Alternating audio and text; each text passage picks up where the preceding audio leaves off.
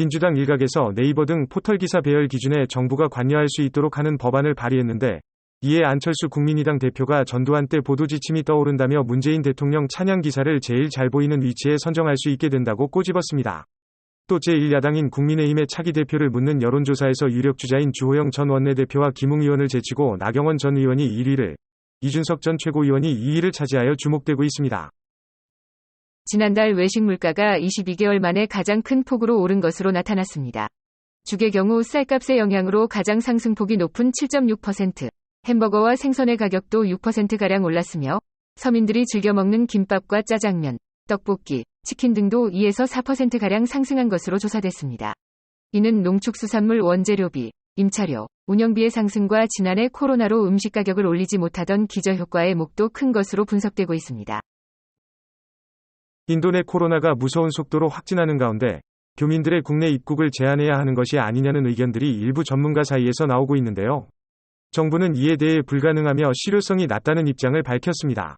관계자는 내국인 입국 제한에 대해 인권과 관련돼 있고 바람직하지 않다면서 외국인 입국 제한의 경우에도 내외국인을 막론하고 14일간 격리를 의무화하는 방법이 외국인을 차단하는 방법보다 더 우수하다며 부정적인 입장을 재차 설명했습니다.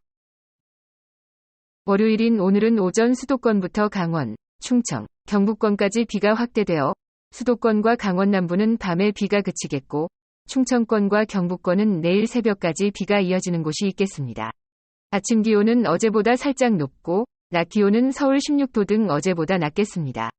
미세먼지는 전국에서 대체로 청정할 것으로 예상됩니다.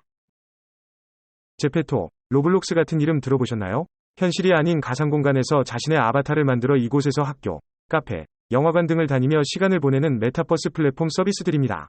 97년생 이후 세대를 일컫는 Z세대가 이곳에 자신의 부캐를 만들어 활동하는 것이 요즘 대세로 알려져 있는데요.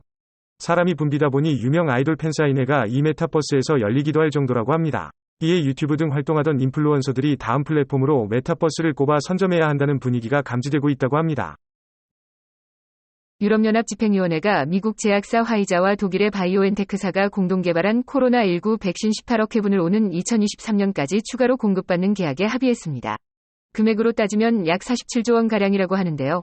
이 계약에는 백신 생산뿐 아니라 원료 필수품이 EU로부터 공급돼야 한다는 내용을 담고 있어 회원국들로부터 지지받고 있다고 합니다. 한편 백신의 지식재산권 보호 면제에 대한 요구가 커지고 있는 가운데 유럽연합 내에서는 이에 회의적인 반응들이 나오고 있습니다. 그럼 오늘도 좋은 하루 보내세요.